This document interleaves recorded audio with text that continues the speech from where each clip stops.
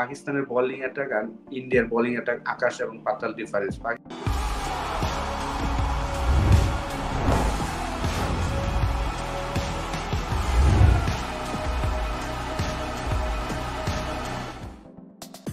নমস্কার, will O Willey আপনাদের সবাইকে স্বাগত।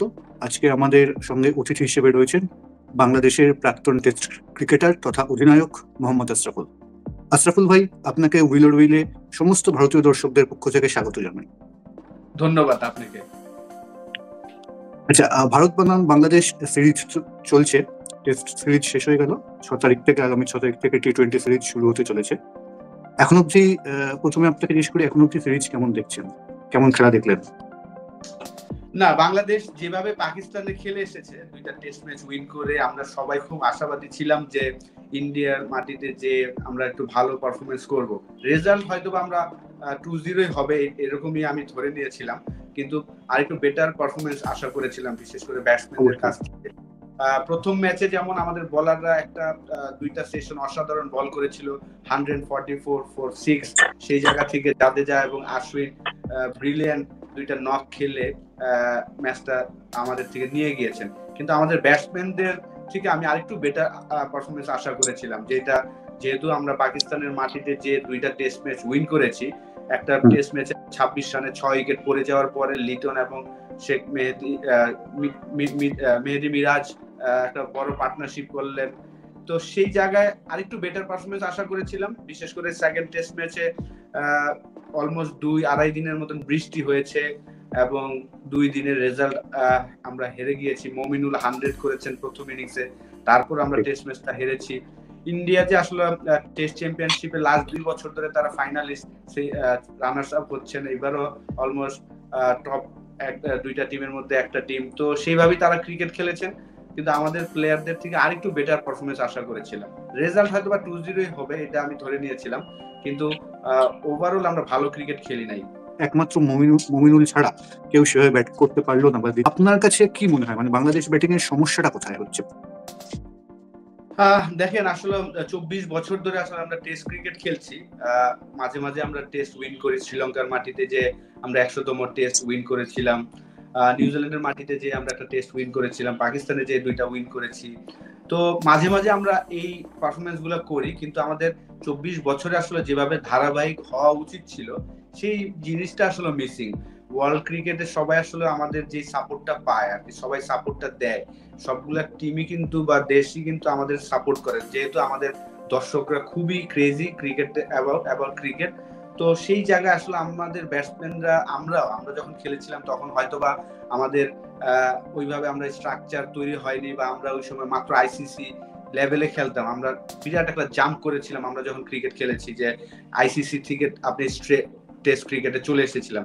কিন্তু এখন যারা খেলছেন লাস্ট 10, 12, 15 বছর ধরে, তাদের আর একটু বেটার পারফরমেন্স আমি আশা করছিলাম। কারণ আমাদের সময় রোল মডেল ছিল আমাদের আকরাম ভাই, বুলবুল ভাই, নান্নু ভাই, যারা ওয়ান ডে ক্রিকেট খেলতেন। এখন কিন্তু আমাদের সামনে তামিম, সাকিব, মুশফিক, মাহমুদুল্লাহ, তারা অনেকদিন ধরে প্রায় 15-17 বছর ধরে খেলছেন।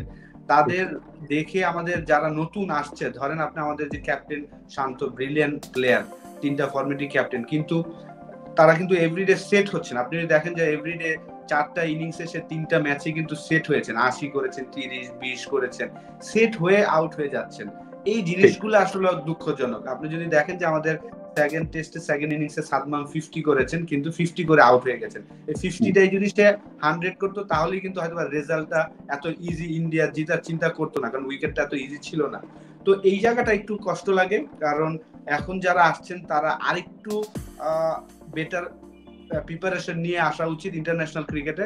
এটা একটা বড় প্রবলেম হয়েছে, আমি মনে করি যে আমাদের কিছুদিন আগে চেঞ্জ হয়েছে। এর আগে একই সিলেক্টর প্রায় 12 বছর ধরে ছিলেন, ওই জায়গাটাতে আমাদের ক্রিকেটটা বেশি এগোয় নেই, এবং একই বোর্ড প্রেসিডেন্ট বা একই বোর্ড মেম্বাররা ছিলেন 15 বছর ধরে।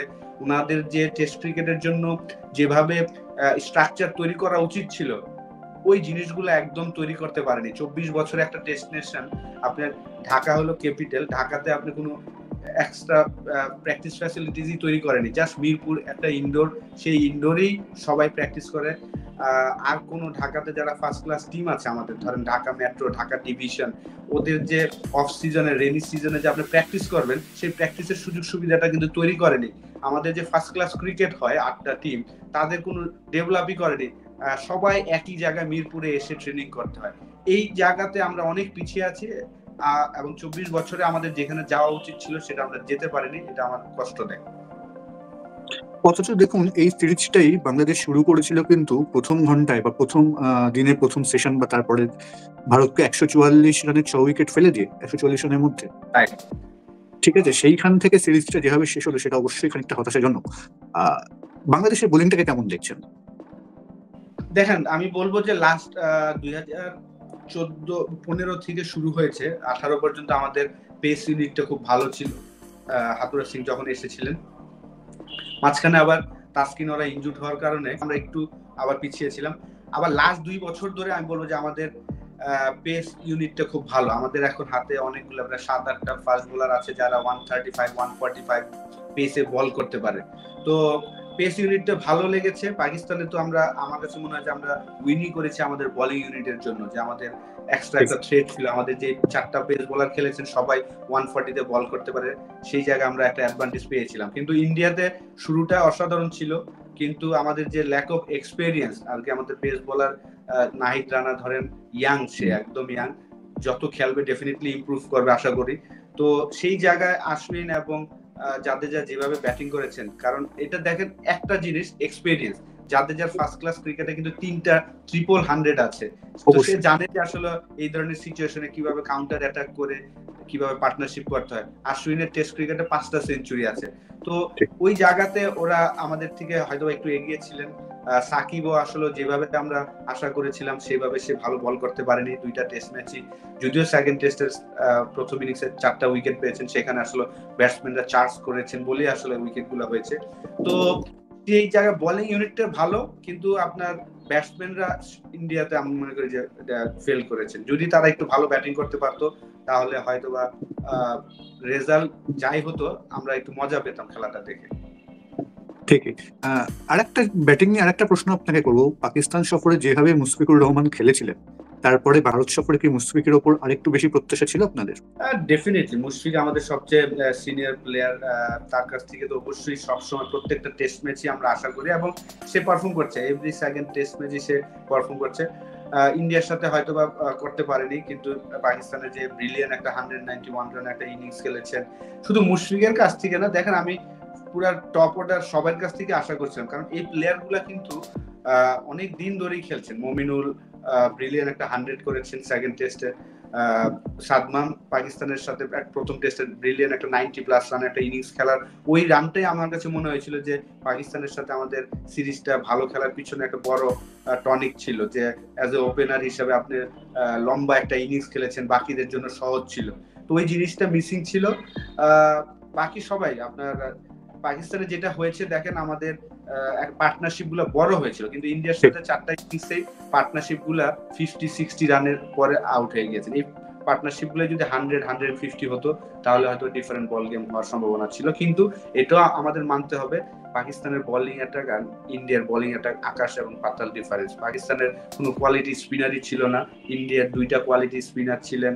3টা ফাস্ট বোলারই খুব রাইট চ্যানেলে বল করেছেন, গুড পেসে বল করেছেন। তো পাকিস্তানের বোলিং থেকে আসলে ইন্ডিয়ার বোলিং ভ্যারাইটিসটা বেশি ছিল। ঠিক। এবারে আসি একটুখানি সাকিব আল হাসান প্রসঙ্গে। সাকিব আল হাসান কানপুর টেস্টের আগেই অবসর ঘোষণা করলেন টেস্ট ক্রিকেট থেকে। সম্ভবত যদি খুব ভুল না করি বা যদি কোনো অভাবনীয় ঘটনা না ঘটে, হয়তো কানপুরে তিনি তার শেষ টেস্টটা খেলেও ফেলেছেন। একই সঙ্গে টি-20 ক্রিকেট থেকে সরে যাওয়ার কথাও ঘোষণা করলেন, হয়তো চ্যাম্পিয়ন্স ট্রফি থেকে খেলার পরেও ওডিআই থেকেও সরে যাবেন। তো সাকিব আল হাসানের এই সরে যাওয়া নিয়ে আপনার মতামত কি, বা তার প্রভাব কতটা বাংলাদেশ ক্রিকেটে পড়বে বলে মনে হয়? আমাদের ক্রিকেট বা বাংলাদেশের ব্র্যান্ড অ্যাম্বাসেডর ছিলেন সাকিব আল হাসান। তার ডেবিউ হয়েছিল 2006-এ। 2009 থেকে আসলে সে টেস্ট ক্রিকেটের নাম্বার 1 র্যাঙ্কিং এ এসেছিলেন। তো সেই জায়গা থেকে লম্বা একটা কেরিয়ার, 2006 থেকে 2024, অলমোস্ট 18 বছরের একটা কেরিয়ার। সবগুলো ফরম্যাটেই সে ক্যাপ্টেন ছিলেন, অসাধারণ পারফরমেন্স করেছেন। তো তার চলে যাওয়াটা তো ডেফিনেটলি আমাদের জন্য একটা বিরাট লস হবে, কিন্তু এটাই আসলে লাইফ, প্রত্যেকটা মানুষেরই একটা সময় আসলে যেতে হয়। এবং লাস্ট 6 থেকে 1 বছর আমি মনে করি যে সে তার ভিশনের জন্য খুব স্ট্রাগল করছিল। আপনি তার ব্যাটিং এর নতুন নতুন টেকনিক যদি দেখেন, যে সে হেড পজিশন ঠিক রাখার জন্য ইন্ডিয়া সিরিজে দেখলাম যে রাবার একটা ফিতে মুখের ভিতরে দিয়ে তারপরে হেড পজিশন ঠিক করার জন্য খেলছিল। লাস্ট বিপিএল এ সে অনেকগুলো ম্যাচ ব্যাটিংও করেনি তার চোখের সমস্যার কারণে। 2023 ওয়ার্ল্ড কাপ থেকে আসলে এই প্রবলেমটা আমরা শুনছিলাম। চেন্নাইতে যখন নিউজিল্যান্ডের সাথে ম্যাচ খেলেছেন তার আগে হসপিটালে যে চোখটা দেখিয়েছিলেন শুনে নিউজ হয়েছিল, তারপর থেকে যদি ফলো করি আসলে সেই স্ট্রাগল করছিল। তো সেই জায়গা থেকে এত বড় একটা চ্যাম্পিয়ন প্লেয়ার আমি মনে করি যে রাইট টাইমে সে সরে যাচ্ছেন। কারণ এবি ডিভিলিয়ার্স এর কথা যদি আমাদের মনে থাকে, সেও কিন্তু পিক টাইমে ছেড়ে দিয়েছেন। তো সাকিব আল হাসানের ওই ইন্ডিয়ার সাথে টেস্ট ম্যাচ খেলার পরে এবি ডিভিলিয়ার্স এর একটা ভিডিও দেখলাম যে তারও শেষের দিকে ভিশনের প্রবলেম হচ্ছিল, সে ডিফারেন্ট টেকনিক নিয়ে খেলছিলেন। তো সেই জায়গায় আমি মনে করি যে সাকিব আল হাসান যেহেতু আমাদের সবার রোল মডেল, বাংলাদেশের প্রত্যেকটা মানুষের যারা ক্রিকেট খেলতে চায় বা যারা খেলা ফলো করে, এই সাকিব আল হাসানকে আমি দেখতে চাই না যে আসলে মুখে আপনার রাবার বেঁধে এত স্ট্রাগল করে ব্যাটিং করছেন। যেহেতু এত কিছু দিয়েছেন, আমার মনে হয় যে হয়তোবা তার ইচ্ছা ছিল যে বাংলাদেশে এসে সাউথ আফ্রিকার সাথে 2টা টেস্ট ম্যাচ খেলে বাংলাদেশের মানুষের সামনের বিদায় নেওয়ার ইচ্ছা ছিল। সেটা আশা করি এখনো সে আশা বন্ধ হয়নি, সম্ভাবনা আছে। তো সেটা যদি হয় ডেফিনেটলি সে আমাদের বিরাট একজন অ্যাম্বাসেডর। আমাদের আমি আশা করবো যে সে বাংলাদেশের মাঠে এসে খেলবেন এবং শেষটা বাংলাদেশের মানুষের সামনে নিতে পারবেন। অবশ্যই। এবার একটু জিজ্ঞেস করি আপনাকে, টি-20 সিরিজ শুরু হতে চলেছে। টেস্ট সিরিজ নিয়ে তো আপনি আপনার বিশ্লেষণ জানালেন, আপনার ভাবনা জানালেন। টি-20 সিরিজে আপনার কি প্রত্যাশা, কি মনে হয় কেমন হতে পারে এই সিরিজটা, বা কেমন হতে চলেছে দুটো টিমের জন্য? ডেফিনেটলি ইন্ডিয়া ফেভারিট থাকবে, যেহেতু রিসেন্টলি জাস্ট তারা ওয়ার্ল্ড চ্যাম্পিয়ন হয়ে এসেছে সাউথ আফ্রিকাকে হারিয়ে। সেই জায়গায় অবশ্যই তারা ফেভারিট থাকবে, কিন্তু আমাদেরও কিছু কিছু প্লেয়ার আছে যে তারা যদি তাদের বেস্টটা দিতে পারে, ফেয়ারলেস ক্রিকেট খেলতে পারে, আমি আশা করি যে আমরা ফাইট করতে পারবো। এবং যদি আমাদের দিন হয়, ওই দিনটা হলে ডেফিনেটলি তাদেরকে হারানো সম্ভব। আমরা হয়তো বা একটা ম্যাচ মনে হয় ইন্ডিয়াতে যে একটা ম্যাচ উইন করেছিলাম মনে হয় টি-20 ক্রিকেটে, আমি ঠিক আসলে ভুলে গিয়েছি। এখন অবধি বাংলাদেশ টি-20-তে একটা ম্যাচ জিতেছে ভারতের বিরুদ্ধে এবং ভারতের মাটিতে। তো ভারতের মাটিতেই সেটা, ভারতের মাটিতে। তো সেই কারণে আমি আশা করব সেটা আমাদের প্লেয়ারদের একটা কনফিডেন্স দিবে, কারণ ভারত টিমটাও কিন্তু নতুন করে সাজিয়েছেন। যেটা ওয়ার্ল্ড কাপে ছিল সেখান থেকে রোহিত শর্মা, জাদেজা, বিরাট কোহলি তারা নাই। যদিও যারা নতুন আসছে তারা আইপিএল এ অসাধারণ পারফরমেন্স করেছেন, জিম্বাবুয়ের সাথে চমৎকার খেলেছেন। তারপরে আমি আশা করব যে আমাদের প্লেয়াররা, আমাদের বোলিং ইউনিটটা ভালো আছেন, কারণ শরীফুল টেস্ট সিরিজে খেলেনি, সে টি-20তে খেলবেন। তানজিম সাকিব খেলবেন, তাসকিন আছেন। তো আমাদের বোলিং ইউনিটটা ভালো আছে। আমাদের জাস্ট প্রবলেমটা হচ্ছে ব্যাটসম্যানদের, তারা সেট হল আর কি 20-25 করে যেন আউট না হয়, এটাই আশা থাকবে। একজন যেন 70-80 করে 200 স্ট্রাইক রেটে, তখনই কিন্তু গেম চেঞ্জ হওয়ার সম্ভাবনা থাকবে। তো এখন যে ছেলেরা আছে আমি আশা করবো তারা জয়ের জন্যই নামবে। তাদের ইন্টারভিউ শুনেছি যে তারা সিরিজ জেতার জন্যই খেলতে যাচ্ছেন। যে জিনিসটা আমাকে ভালো লেগেছে যে না, তারা বললি এই কথাটা বলে যাচ্ছেন, তার মানে ওই আত্মবিশ্বাসটা তাদের মধ্যে আছে। সহজ হবে না, কিন্তু যেহেতু বড় 3টা নাম নাই, আমার কাছে মনে হয় যে ভালো কিছু একটা হবে এই সিরিজটা, টি-20 সিরিজটা। অবশ্যই, অর্থাৎ একটা জমজমাট বা বেশ উত্তেজক সিরিজ আমাদের জন্য অপেক্ষা করছে বলেই মনে হয়। অনেক ধন্যবাদ আসিফুল ভাই আমাদের এতটা সময় দেওয়ার জন্য। আশা করি ভবিষ্যতে আমরা উইলের পক্ষ থেকে আবার আপনাকে অন্য কোনো অনুষ্ঠানে পাবো। ভালো থাকবেন, সুস্থ থাকবেন।